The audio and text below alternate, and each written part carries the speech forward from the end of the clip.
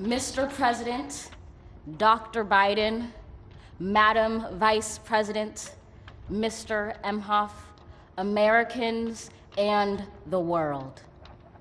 When day comes, we ask ourselves, where can we find light in this never-ending shade? The loss we carry, a sea we must wade. We've braved the belly of the beast.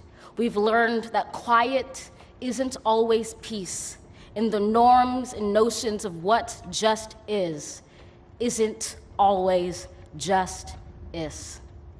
And yet the dawn is ours before we knew it. Somehow we do it. Somehow we've weathered and witnessed a nation that isn't broken, but simply unfinished. We, the successors of a country and a time where a skinny black girl descended from slaves and raised by a single mother can dream of becoming president, only to find herself reciting for one. And yes, we are far from polished, far from pristine, but that doesn't mean we are striving to form a union that is perfect.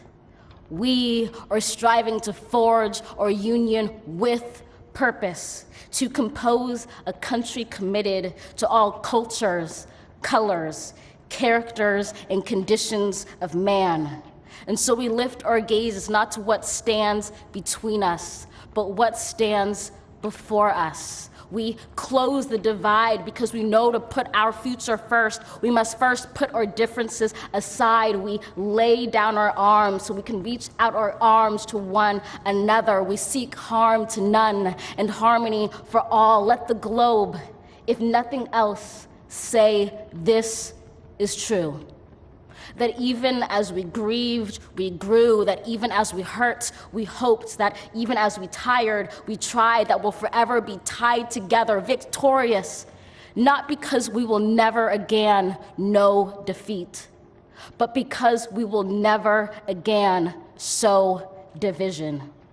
Scripture tells us to envision that everyone shall sit under their own vine and fig tree, and no one shall make them afraid. If we're to live up to our own time, then victory won't lie in the blade, but in all the bridges we've made. That is the promised glade, the hill we climb, if only we dare it, because being American is more than a pride we inherit. It's the past we step into and how we repair it. We've seen a force that would shatter our nation rather than share it, would destroy our country if it meant delaying democracy. And this effort very nearly succeeded. But while democracy can be periodically delayed, it can never be permanently defeated. In this truth, in this faith we trust, for while we have our eyes on the future, history has its eyes on us. This is the era of just redemption. We feared it at its inception. We did not feel prepared to be the heirs of such a terrifying hour, but within it we found the power to author a new chapter, to offer hope and laughter to ourselves. So, while once we asked, how could we possibly prevail over catastrophe? Now we assert, how could catastrophe possibly prevail over us? We will not march back to what was, but move to what shall be, a country that is bruised but whole, benevolent but bold, fierce and free.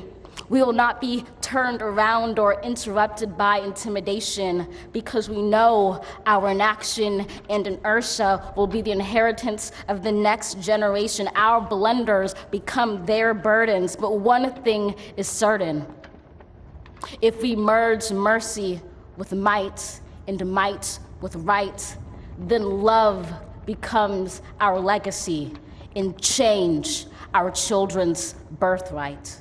So let us leave behind a country better than the one we were left. With every breath from my bronze-pounded chest, we will raise this wounded world into a wondrous one. We will rise from the gold-limbed hills of the West. We will rise from the wind-swept Northeast, where our forefathers first realized revolution. We will rise from the lake-rimmed cities of the Midwestern states. We will rise from the sun-baked South. We will rebuild, reconcile, and recover in every known nook of our nation, in every corner called our country. Our people, diverse and beautiful, will emerge battered and beautiful. When day comes, we step out of the shade, aflame and unafraid. The new dawn blooms as we free it. For there is always light, if only we're brave enough to see it, if only we're brave enough to be it.